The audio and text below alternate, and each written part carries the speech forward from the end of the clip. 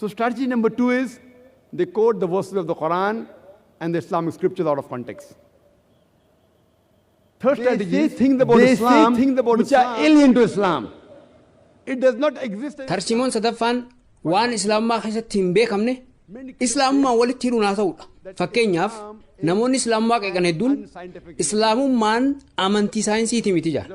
Fakkeenya hedduu kennuudhaaf yeroo hin qabnaaf hin ayyamu. Fakkeenyuma tokko isinii kenna.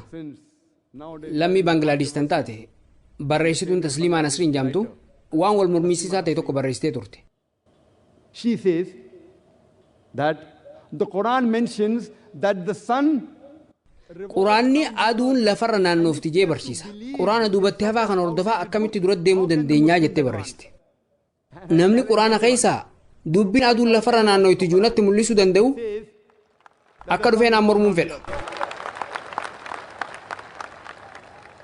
Waggaa 7 dura magaalaa Mumbai keessatti bakka gaazexeessonni jiranitti waa'ee sirratti mormii godhame irratti waan dubbadhe qaba. Wanti dubartiin tun jechuu barbaadde waan suuraa Anbiyaa suuraa 21ffaa ayaa 33 irra jiru. Ayaan kun halkanii fi guyyaa rabbiitu uume. Washamsa wal qamar aduu fi ji'a kullum fi falakin yasbahuun hundi orbiitii isaanii keessa deemu. Bakka kanatti quraanni aduun deemaa jiraachuu isii nu hima. Bakka takkatti illee quraanni aduun lafarra naannoofti hin jenne. Sun hubannoo isiiti. Hiikaa mataa ifiitiin itti kennite. Quraanni lafarra naannootti hin jenne. Akkuma duratti isin hime ni deemti kan juu qofa ibse. Deemuu isiitiin cinatti ofirra naanna'uu isiitis ibsee jira. Waa'ee kana ammoo anuu yeroon barataa ture sanitti hin beeku. Dhiyeenya kana saayinsiin ofirra maruu isiitis mirkaneesse. Kanaafuu yeroo hedduu namoonni islaamummaa qeeqan waan islaamummaa keessa hin jirre islaamummaan wal qabsiisaa dubbatu. And very often, fourth strategy used. Baay'inaan ammoo tarsiimoo afuraffaa fayyadamu. Inninis waan takka islaamummaa irratti eega dubbataniin booda islaamummaan ilma namaatiif rakkoodha dubbii jettu itti dabalan. Arraan tana sababa islaamummaatiif rakkoo tana keessa seenuuf dirqamne jiru. Itti dabaluun musliimoonni shororkeessitoota, ciccitoota, finxaaleeyyoota, islaamummaan amantii wal danda'uutii miti. Sababa kana hundaaf jecha islaamummaan rakkoo namummaati jira. Yeroo hedduu ammoo nuti musliimoonni badii dalagame akka badii keenyaatti fudhachuun dhiifama gaafachuu dalagaa godhannee jirra. Sanirra anfaallaa isaaniif deebisuun filadha. Arraan tana musliimoonni ciccitoota yookaan fandaamentaalistoota jedhamu. Ciccaa yookaan fandaamentaalistii jechuun maal jechuudha? Fandaamentaalistii jechuun nama fandaamentaal yookaan bu'uura dhimma tokkoo cichee hordofu jechuudha. Fakkeenyaaf namni tokko gama herregaatiin nama jabaa ta'uu yoo barbaade bu'uura herregaa beekuu hordofuuf itti dalaguu qaba. Gama herregaatiin yoo cichaa ta'e malee nama herregaa jabaa ta'uu hin danda'u. Namni tokko saayintistii jabaa ta'uu yoo fedhe wantoota bu'uuraa kan saayinsii beekuu hordofuu fi itti dalaguu qaba. Yoo gama saayinsiitiin cichaa ta'e malee saayintistii gaarii ta'uu hin danda'u. Ciccitoota hunda qalama wal fakkaatuun dibuu hin dandeessan. Hunda gaarii hunda hamaa jechuun hin danda'u. Haala namni sun cichaa itti ta'e irratti hundooyne maqaa itti baasuu dandeenya. Fakkeenyaaf hattuun cichaa ta'e tokko yoo jiraate kan dalagaan isaa hanna qofa ta'e inni kun hawaasaaf nama hamaadha. Hawaasaaf miidhaa guddaadha.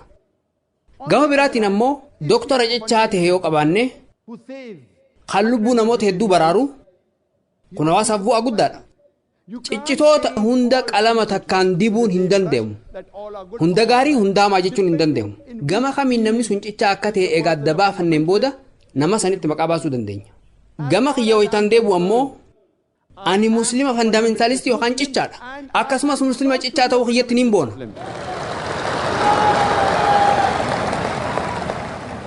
Sababni ammoo ani bu'uuraalee islaamummaa niin beeka. Niin hordofa dalagaarraas niin oolcha.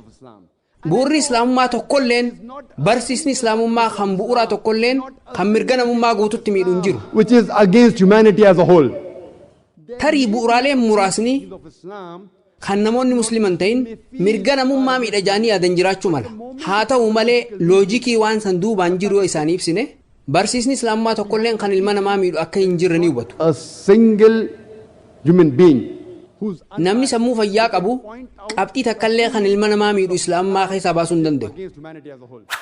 And this word Akka dikshiinarii Websteritti jechi fundamentalism cichuu ji'u kun yeroo duraatiif jaarraa 20ffaa keessa kiristaanota pirootestaantii pheenxee ibsuudhaaf faayidaarra oole. Kanaafuu jechi kun jalqaba Ameerikaanota ibsuuf dalagaarra oole jechuudha. So this word first was used for the Americans. Kiristaanota pirootestaantii ibsuuf dalagaarra oole. Sababni isaa namoonni kun bataskaana irratti waan fincilaniif. Bataskaanni dubbiin macaafa keessa jiru rabbi biraa dhufe jettee amanti. Pirootestaantonni ammoo san biras dabranii dubbii qofa osoo hin taane jechi hundi qubeen hundi rabbi biraa dhufe jaanii cichanii amanuu jalqaban. Namni tokko jechi hundi qubeen hundi rabbi biraa dhufuu isaa yoo mirkaneesse warraaqsi fundamentalizimii yookaan cichuun kun warraaqsa gaariidha. Gama biraatiin namni biraa jechi hundi kan macaafa keessa jiru rabbi biraa waan dhufee miti jee yoo mirkaneesse warraaqsi kun warraaqsa gaarii miti jechuudha. Dictionary Oxford yoo ilaallu immoo and it says that fundamentalist is a person fundamentalist cichaa jechuun nama barsiisa amantii kan bu'uuraa cichee qabate jechuudha jedha. But when I read one of the revised edition of Oxford Dictionary, there was a haa ta'u malee maxxansi Dictionary Oxford kan biraa kan irra deebi'amee maxxanfame tokko fundamentalist cichaa jechuun nama barsiisa amantii kan jalqabaa cichee qabate keessattuu Islaam jechuudha jee itti dabale. Kanaafuu keessattuu Islaam kan jiru maxxansa irra deebi'amee maxxanfame irratti itti dabalame. Muslima tokko karaa irratti yoo argite wanti jalqaba sammuutti si dhufu inni cichaadha kan jiru ta'a. Nuti Musliimoonni ammoo akka badiitti fudhanne an fundamentalistii cichaa miti jenna. An fundamentalistii dhamaan rakkoo qaba. Yoo muslima cichaa taate malee muslima gaarii ta'uu hin dandeessu.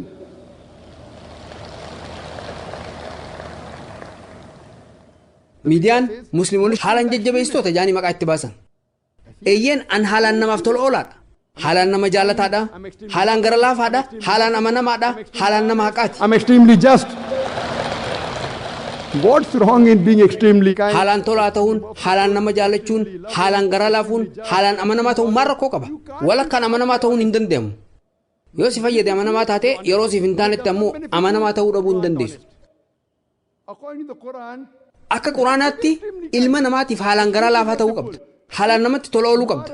Yoo muslima taate haalaan muslima ta'uu qabda. Namaaf toluu qabda. Haalaan amanamaa ta'uu qabda. Haalaan nama haqaa ta'uu qabda. I want a single human being to tell me haalaan amanamaa ta'uun rakkoo maalii akka qabu nama naa himuun barbaada. Karaa qajeelaa irratti nama haalaan jabaa ta'uu qabda. Nuti Musliimoonni warra dhiifama gaafatuu hin qabnu. Lakki an muslima jiddu jireessa jechuu hin dandeenyu. Muslima jiddu jireessa moderate jechuun maal jechuudha? Islaamummaa hordofuu yookaan hordofuu dhabuu qofa kan jiru. Rabbiin Quraana keessatti suuratul Baqaraa suuraa 2ffaa aayaa 208 irratti akkana jedha. Udkhuluu fi silmi kaafa islaamummaa onnee guutuun itti seena. Islaamummaa keessa cinaa qofa hordofuun hin dandeenyu. Guutumatti nama haqaa ta'uu qabda.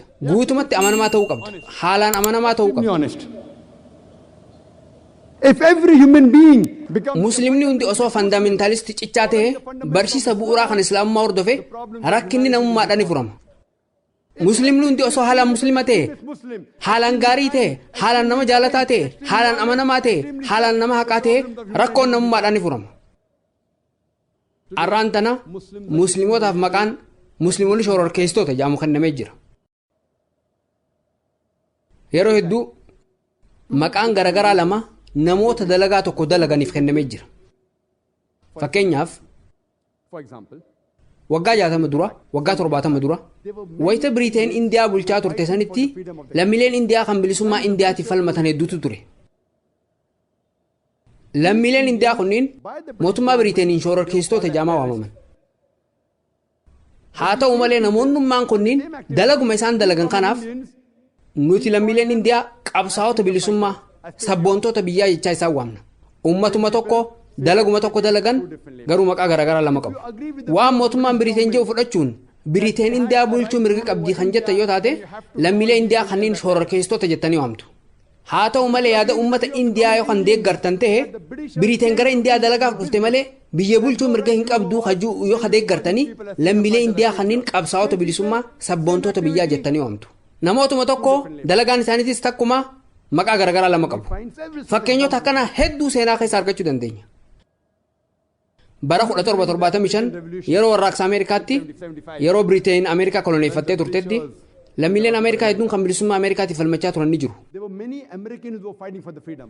Akka mootummaa Ingiliziitti shororkeessaa tokkoffaa jedhamee kan maqaan itti maxxanfame George Washington jedhama. bara 1775 George Washington shororkeessaa adda duree jedhamuun mootummaa Ingiliziin waamamaa ture. Booda irratti pirezidaantii Ameerikaa ta'e. Shororkeessaan adda dureen pirezidaantii Ameerikaa ta'e jechuudha. Pirezidaantota isa boodaan dhufan kanneen akka George Bushiifis abbaa kiristinnaa ta'e.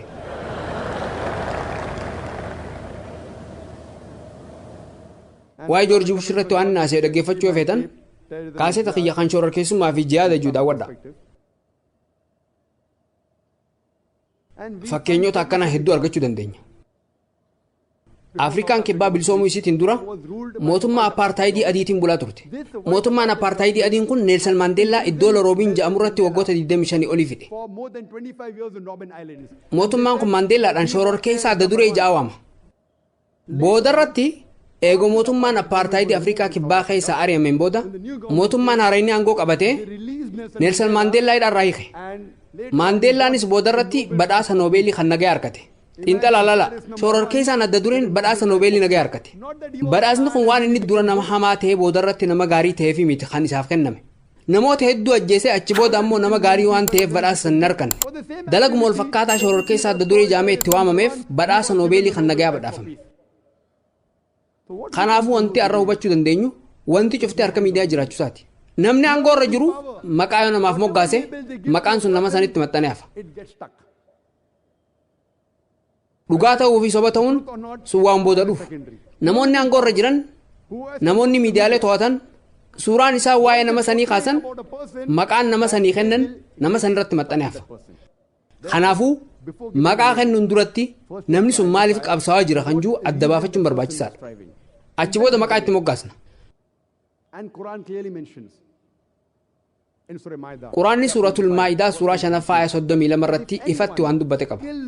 Namni lubbuu takka tan lubbuu hin balleessin yookaan tan dachii keessatti badii hin babal'isin ajjeese akka waan ilma namaa hunda fixeeti jedha. Amantiileen hedduun lubbuu namaa ajjeesuun dogongora jechuu danda'u. Quraanni garuu san biras dabree lubbuu nama nagayaa tokko ajjeestee akka waan ilma namaa cufa ajjeesteetti ilaalama jedha. Bakka san itti hin dhaabne itti fufuudhaan namni lubbuu ilma namaa jiraachise akka waan nama hunda jiraachiseeti jedha. Kitaabonni amantii hedduun lubbuu ilma namaa hin ajjeesin jechuu danda'u. Quraanni garuu san biraas dabree lubbuu nama nagayaa tokko ajjeeste akka waan ilma namaa cufa ajjeesteetti ilaalama. Akkasumas yoo lubbuu nagayaa takka baraarte ammoo akka waan ilma namaa cufa baraarteetti ilaalama jedha. Yet Islam is called as an intolerant religion.